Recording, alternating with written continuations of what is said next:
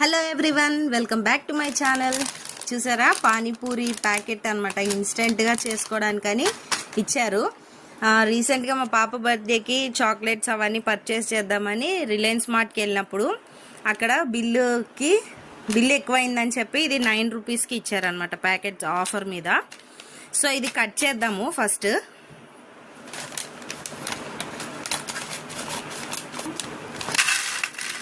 So ఇది cut చేస్తే ఇలా ఉన్నాయన్నమాట పానీపూరివి. ఇవి ఫ్రై చేయాలి.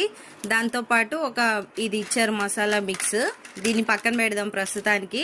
సో ఇవి ఫ్రై చేద్దాం. అలాగే వాటర్ కోసం నేను గ్రీన్ చిల్లీ, ఇంకా ఇది వచ్చి పుదీనా, కొత్తిమీర, అలాగే బ్లాక్ సాల్ట్, కొంచెం జీలకర్ర ఇవన్నీ కలిపి ఒక పేస్ట్ లాగా చేద్దాం అనుకుంటున్నా వాటర్లో వేయడానికి. ఇవైతే చాలా ఎక్కువే వచ్చాయి. ఇందులో హాఫ్ మాత్రమే చేద్దాం అనుకుంటున్నా, అందుకనే నేను కొంచెం క్వాంటిటీయే తీసుకున్నాను అనమాట. పుదీనా చూడండి, కొంచెమే తీసుకుంటున్నాను.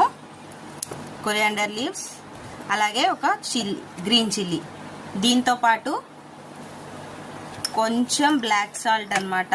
దీనిలో టేస్ట్ డిఫరెంట్గా ఉంటుంది.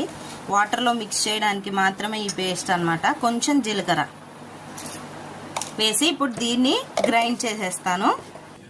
చూడండి, ఇది కొంచెం గ్రైండ్ అయిపోయింది. ఇప్పుడు దీనిలో కొంచెం చింతపండు వేస్తున్నాను, అలాగే వాటర్ కూడా మిక్స్ చేసి ఇప్పుడు మళ్ళీ గ్రైండ్ చేస్తాను. సో ఆలు అయితే కుక్ అయిపోయింది. నెక్స్ట్ ఇవన్నీ ఫ్రై చేయడం కోసం ఆయిల్ కూడా పెట్టేశాను. ఈ ఆయిల్ కొంచెం హీట్ ఎక్కగానే ఇవి వేసేసి ఫ్రై చేసేద్దాం. సో ఆయిల్ అయితే హీట్ అయిపోయింది. ఇవన్నీ ఒకసారి కొన్ని వేసేసి కంటిన్యూస్గా మిక్స్ చేస్తూనే ఉండాలి.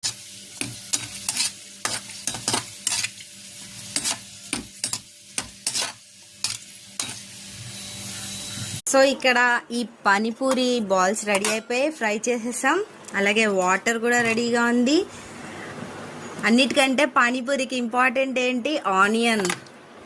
ప్యాజ్ లేకపోతే పానీపూరి ఎలా?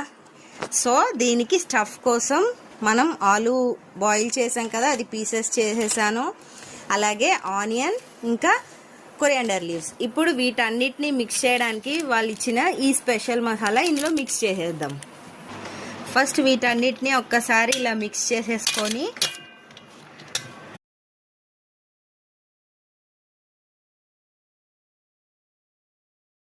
ఫైనల్గా ఇది కూడా రెడీ అయిపోయింది. పొటాటో మ్యాష్ కూడా. దీన్ని స్టఫ్ చేసేసి